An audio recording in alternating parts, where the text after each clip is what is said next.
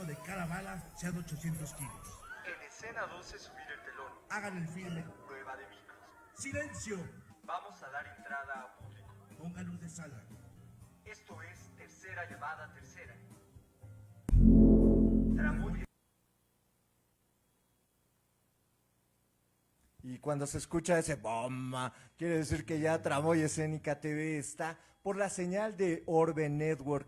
Y tengo a dos invitados muy especiales, a los pinches chamacos. Así se llama esta compañía que tiene un punch muy grande. Y hoy nos vienen a platicar acerca del despertar del zombie. Y se encuentra Alma Curiel, productora, y Esteban Castellanos, actor y director de esta apuesta que está en La Capilla. No se la pueden perder. Y vamos a platicar acerca, primero, Esteban, ¿cómo es que este nombre de los pinches chamacos?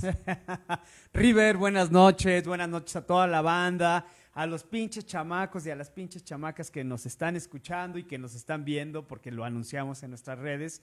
Saludos y bueno, pues vamos, empecemos, River, eso es bien importante, nuestra génesis, cómo surge. ¿Quién nos creó? Francisco Hinojosa. ¿Quién es Francisco Hinojosa? El autor más popular de la literatura infantil en este país. Su cuento La peor señora del mundo es el cuento más vendido desde los años 80, el más vendido por el Fondo de Cultura Económica y el más leído por los niños en este país. Francisco Hinojosa escribió en el año 95 una serie de cuentos que se llama, una antología de cuentos que se llaman Cuentos Éticos. Y ahí, en ese libro existe un cuento que se llama A los pinches chamacos. Cuando yo leí ese cuento, pues se me vino una especie de chispa, algo encendió en mí. Entonces, hablo del 95 que se publicó ese libro. Yo conozco el libro en el 2002, a principios, me quedo sin trabajo a mediados del 2002 y no sabía qué hacer, no tenía quien me diera trabajo, me había peleado con mi maestro, Germán Castillo, en esa época. Uno cuando este medio es muy endogámico, tú lo sabes. Si tú no fuiste discípulo, alumno de tal o cual director, difícilmente entras a un circuito, ¿no? Yo normalmente trabajo en el circuito institucional del teatro, digámoslo, ¿no? No trabajo en el circuito comercial, trabajo en el circuito institucional. Entonces, no tengo trabajo. Los directores de esa época a quienes admiraba y con quienes quería trabajar, pues no me conocían, no habían visto mi trabajo. Por más que los invité, nunca me vieron. Entonces, ahí me encontré en un momento importante de mi vida, ¿no? Fue así un parteaguas porque fue ahí que nació la posibilidad de volverme mi propio gestor. En esa época también los actores… No, muy pocos actores eran gestores de sus proyectos. Normalmente esa tarea recae en el director o en el productor, a veces en el autor, pero los actores no solían ser los gestores de sus proyectos. Entonces, bueno, yo tomo el cuento a los pinches chamacos, me lo aprendo de memoria, lo empiezo a contar como si fuera un narrador oral, sin tener las herramientas, pero bueno, aquello era tan potente, ese cuento a los pinches chamacos, que cuando lo empecé a contar al público, había una conexión, algo los empezaba a conectar con una realidad. No pasó mucho tiempo y lo volví aquello un monólogo. Me tardé 1 año y medio más o menos en el proceso de volverlo un monólogo. Y fue ahí en el año 2002, en noviembre, que por primera vez hice una función de ese trabajo. Se llamó Los Niños Perdidos, porque en aquella época decir a los pinches chamacos como título, pues había mucha censura. Claro. Entonces se quedó como Los Niños Perdidos, pero está basado en el cuento a los pinches chamacos. Y en la historia, el personaje protagónico es un pinche chamaco y empieza diciendo: soy un pinche chamaco, lo sé porque todos lo saben y así me conocen como el pinche chamaco.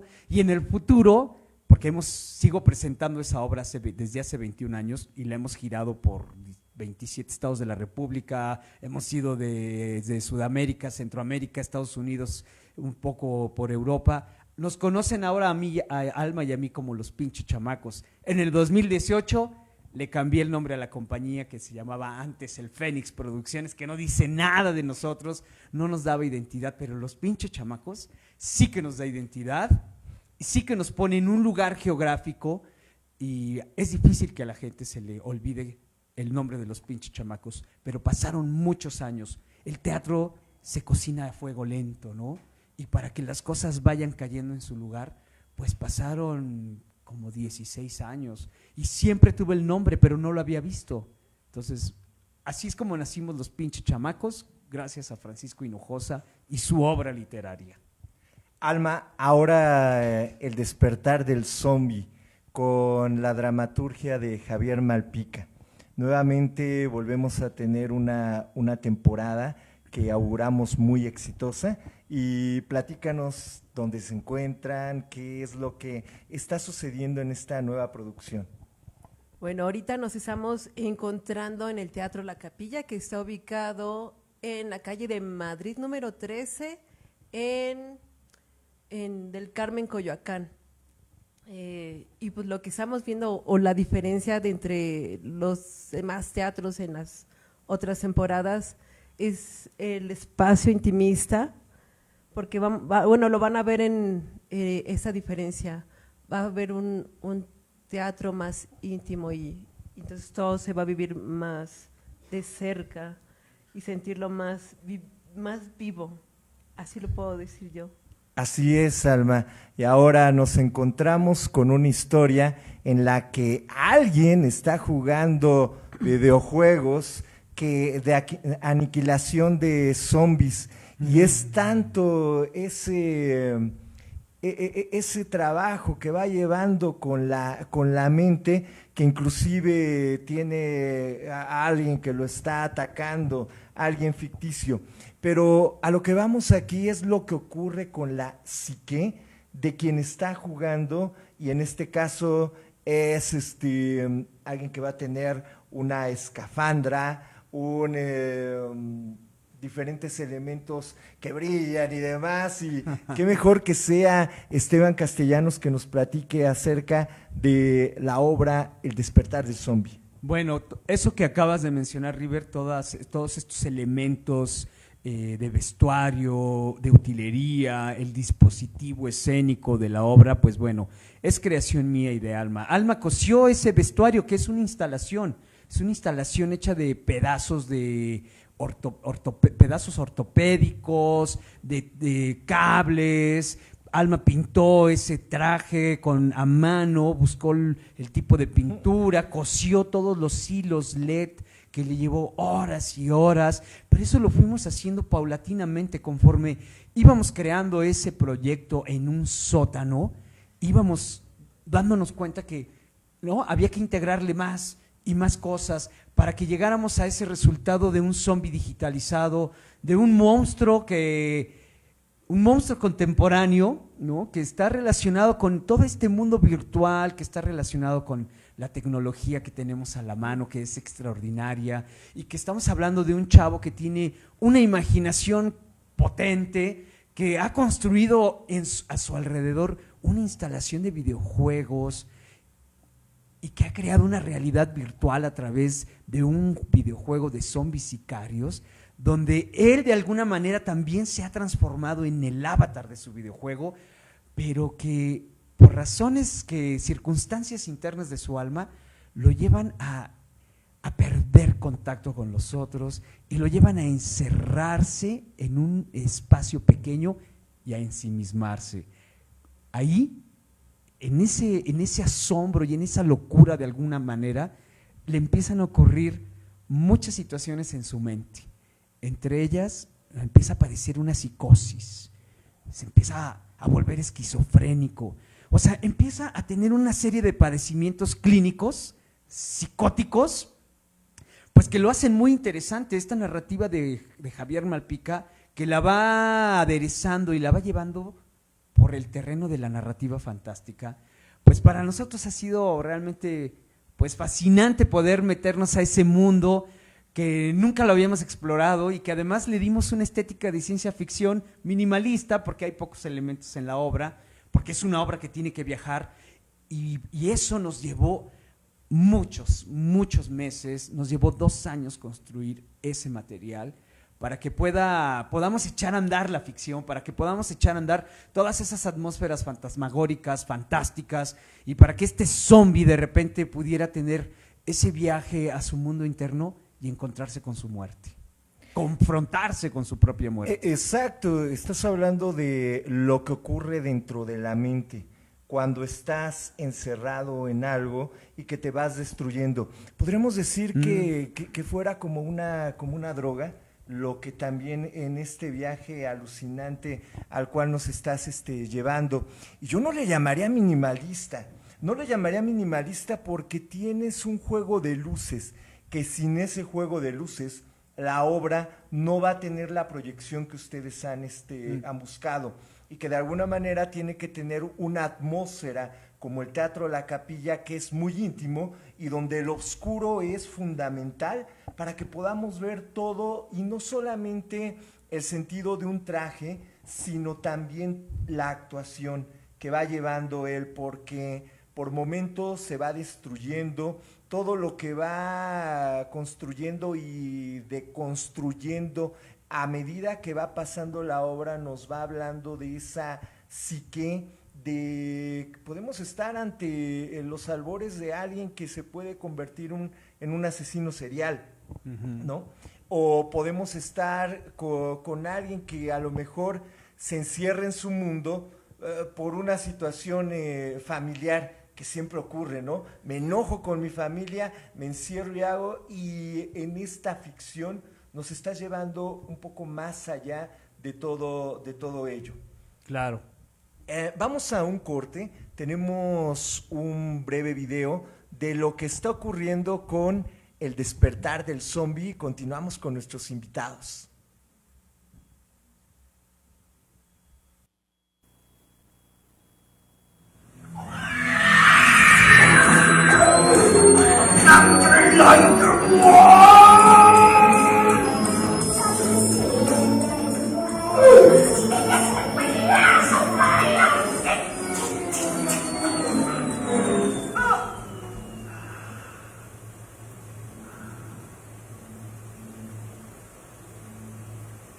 Cantas tan desafinado porque estás muerto.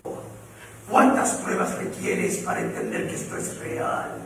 Tan real como la pared cochambrosa que asemeja lo que llamabas vida. Tan real como esta voz que soy yo y no viene de las profundidades de tu materia gris y de los traumas infantiles. Haciendo un trabajo donde también estás dirigiéndote. Sí. Donde de alguna manera el actor le presta la acción también al director. ¿Cómo haces ese doble trabajo para que el actor también entienda lo que quiere el director y no se salga como este zombie? Es un switch, Alma, quiero que cuente cómo.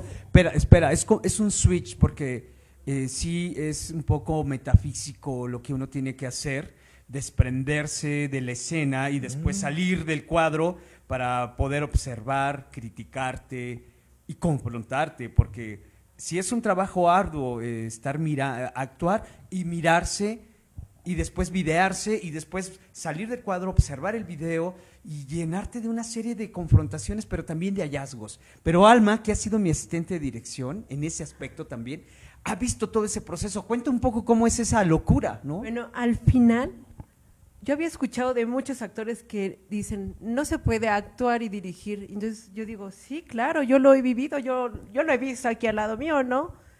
Y el hecho de cómo autodirigirse, pues es esa cosa de grabarse en todas las funciones, grabarse en los ensayos, el verse, el corregirse, el verse a sí mismo y decir, no me gusta lo que estoy viendo, ¿no? Y es fuerte, así mismo, porque también el verse y verse sus propios errores y ver eso nos sirve, no es nada fácil.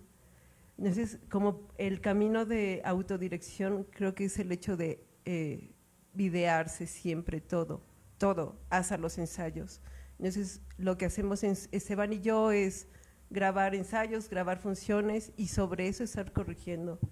Entonces, él es súper perfeccionista, entonces un día antes o 2 días o toda la semana se la pasa viendo el video o los videos de las funciones anteriores y estar corrigiendo y estar viendo, eso no sirve, vamos a cambiarlo, esa luz se va a cambiar, vamos a cambiar. Entonces, es algo que nunca se acaba, siempre hay un cambio un cambio nuevo en cada función. Y hay un desplazamiento que estás realizando a lo largo de la obra que nos va llevando hacia diferentes lugares, pero luego te vemos muy pesado, ¿no? Es como si estuviéramos hablando de alguien que está caminando en la luna, ¿sí? Un astronauta que está ahí, pero también está llevando ese mundo de las drogas, cuando hay algunas sustancias que entran en el cuerpo y en el momento que ya relajan, empezamos a tener ese tipo de movimientos, Esteban. Pues sí, tú decías hace rato, es su droga. ¿Qué es su droga? Todos los seres humanos tenemos nuestra propia droga, ¿no? Cada uno tenemos una adicción a algo. Y para este estudiante joven zombie, ha encontrado su droga en el mundo virtual a través de los videojuegos. Eso está bien sabroso. Pero quisiera apuntar algo de lo que dijo Alma anterior de esto, o que tú también comentabas de la dirección y actuar.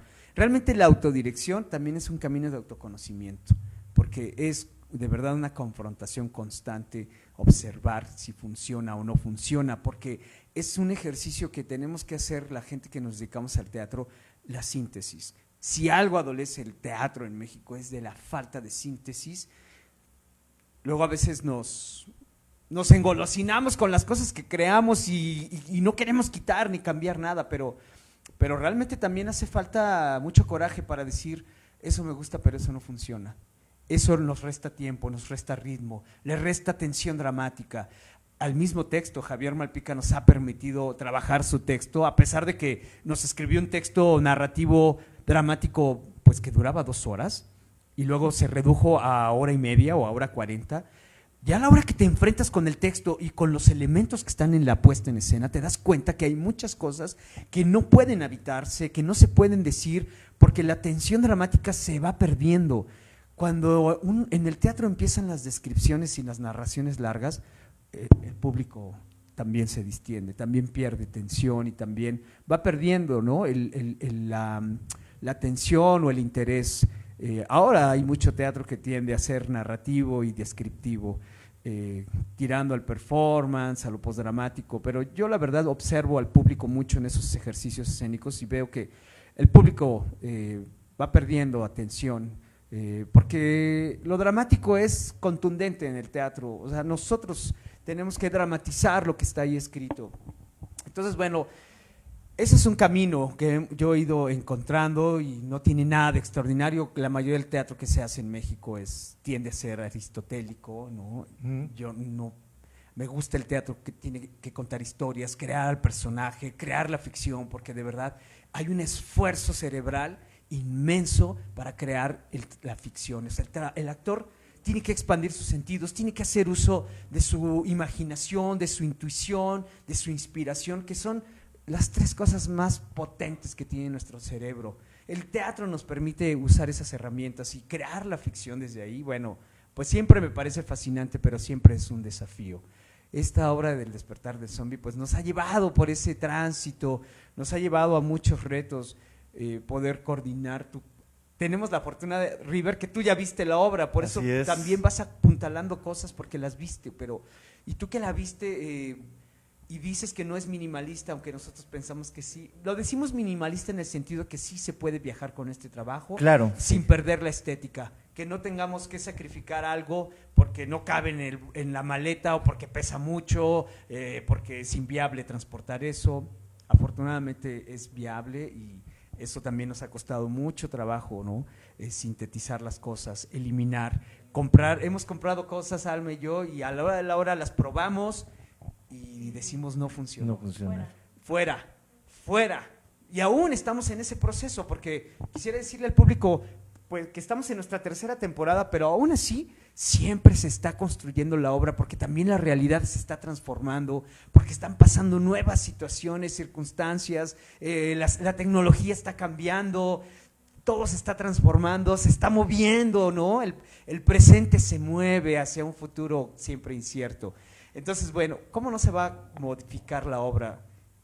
Se tiene que modificar, y más si es una obra que pretende mantenerse en cartelera durante mucho tiempo, porque nuestras obras se mantienen en cartelera mucho tiempo, entonces no se pueden quedar estáticas, hay que revisar los videos, hay que hacerlas que se sienta que cuando Fresco. que se sientan frescas, como dirían los colombianos, no, pero que se sientan actuales. La gente luego me dice, oye, ¿cómo es posible que has hecho Los Niños Perdidos 21 años? ¿No te has aburrido? O hay gente que me dice, vi tu obra hace 5 años o hace 10 años y la estoy viendo en este momento y es como si no hubiera pasado el tiempo, sigue tan verdadera y sigue tan actual lo que Tan está actual, sucediendo. exacto. Pero ¿cómo hacemos eso? Pues también como gente de teatro tenemos que estar pendiente de la situación social, política, en todos los aspectos culturales que está sucediendo a nuestro alrededor, porque eso al final alimenta también nuestra manera de ver el mundo y nos hace tomar postura, nos hace tener pues una opinión de lo que sucede alrededor. Eso también nosotros queremos transmitirle a las audiencias juveniles para quienes hemos creado este proyecto. Pues que nada como ser conscientes de nuestro entorno externo y de nuestro entorno interno, hacer este viaje interior, ¿no? Para despertar la conciencia y hacer ese viaje exterior, ¿no? Para generar sueños, proyectos, etcétera. En eso estamos un poco instalados, o sea, sí es una obra un poco filosófica El despertar del zombie, me gusta mucho porque nos ha puesto en ese reto, crear algo sobre esta humanidad tecnologizada y además hay otros temas bien interesantes que también Javier Malpica de alguna otra manera los va tejiendo, aunque no están dichos literalmente, pero a mí y a Alma como creadores nos han llevado por ahí. Uno de esos temas es ese encuentro con la muerte. ¿Qué pasa cuando un ser humano se encuentra con su muerte cercana o a lo mejor se murió unos segundos y regresó, o tuviste un encuentro o tuviste un accidente y estuviste a punto de morir? ¿Cómo esa muerte es un catalizador para ponerte en otro estado de la realidad o despertar un plano de tu conciencia? La búsqueda del destino, que es algo que siempre nos genera conflicto a los seres humanos, sobre todo a cierta edad, ¿no? Cuando los padres o llegas a la mayoría de edad y te encuentras con esa situación y te preguntan, ¿qué vas a hacer de tu vida? ¿Vas a estudiar o vas a trabajar? Pero haz algo, muévete, ¿no? Y el público tiene que hacer algo. Se está acabando el tiempo y antes de irnos recuerden el libro Magia Pura y Total de Fabián de la Cruz Polanco, que nos está hablando acerca de una base de datos de teatro musical. Y así como hay libros donde buscamos información, El despertar del zombie, que se está presentando en la Capilla los días sábados y domingos a las 12:30 p.m. a partir, bueno, ya empezamos, pero vamos a estar hasta el 19 de marzo. 19 de marzo, nos gustaría que fuera a las 12 de la noche, El despertar del zombie. En algún momento haremos esa temporada bien underground, pero ahora la tenemos a las 12:30 porque queremos que vengan los pinches chamacos y las chamacas. O sea, es un horario para estudiantes. Yo sé que hay profesores que nos están escuchando y quiero decirles que solo a través de ustedes, si pueden extender la invitación, es como van a llegar los pinches chamacos, porque los chavos no van al teatro, no buscan el teatro como un medio artístico para poder ir a, pues no sé, mirarse o ir a disfrutar. No es, lo sabemos, pero cuando vienen y lo disfrutan, pues se les queda la experiencia y seguramente en el futuro cuando quieran volver a ir al teatro dirán, oh, sí voy porque cuando fui a ver El despertar del zombie estuvo bien chida y me dejó una impresión padre, ¿no? Y quiero ser así actor es. en el futuro. Quiero ser, no. Y lo más importante de todo esto es que ustedes continúan realizando teatro que tiene una profundidad, como ya pudimos escuchar en esta breve entrevista, que prometemos volver a traer a los pinches chamacos, a Esteban Castellanos y a su productora, para que puedan hablarnos más acerca de toda esta inmersión en la que se encuentra el trabajo que están realizando. Gracias, Alma, gracias, Esteban, por haber estado el día de hoy. ¿Algunas redes sociales donde consiguen los boletos? Bueno, estamos en Facebook, Twitter, Instagram, YouTube, TikTok, como Los Pinches Chamacos. También pueden encontrar a Esteban Castellanos, Alma Curiel y también la página del Despertar del Zombie en Facebook. Y el Teatro La Capilla también tiene sus redes sociales. O sea, hay información por todos lados. El Teatro La Capilla también tiene su página y se pueden ahí comprar boletos desde Boletópolis también. Y algo bien importante, Alma, cuenta lo de el costo de la entrada y las promociones, Bueno. porque eso es importantísimo. El costo está en 250 pesos, pero la capilla tiene una promoción muy especial para la gente que llega muy temprano, una hora Exacto, antes. que se llama Venta en Caliente, así como va. Entonces, tiene un costo de la mitad de precio. Exacto. Y exacto. todas las personas que han visto ese programa también tiene un 2x1 o un 50% de descuento. Y nos pueden contactar a nuestra página de Facebook en Los Pinches Chamacos. Exacto, toda la gente que diga, escuché a River en su programa de Tramoya y ahí escuché a Los Pinches Chamacos, también pueden llegar a la taquilla del teatro y decir, vimos a Los Pinches Chamacos en La Tramoya, y les darán un 2x1. Gracias a nuestros invitados, El Despertar del Zombie. Un servidor de ustedes, River Altamirano, se despide diciéndoles que cuando escuchen Tercera Llamada Tercera, Tramoya Escénica TV está por Orbe Network los martes a las 21 horas. Hasta la próxima semana.